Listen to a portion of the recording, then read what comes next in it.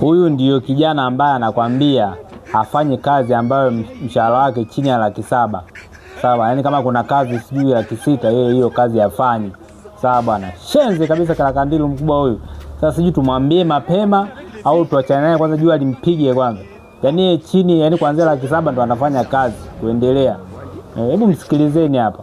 Siwezi kuchukua chini ya 700,000. Tukio ndo kufanya kazi. Ukaambiwa uchague wizara.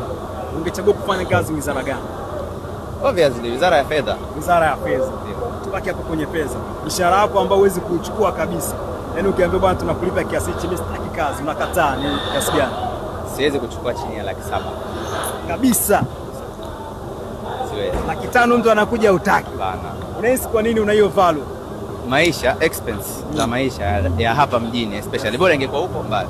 Hapa mjini nauli, chakula na kadhalika, mavazi yako, hivyo vitu vyote ni expense ndefu mno. Kwani umeoa? Hapana. Kwa hiyo una mpenzi? Hapana, sina mpenzi. Sasa najua ndio maana umekuwa the best of the students.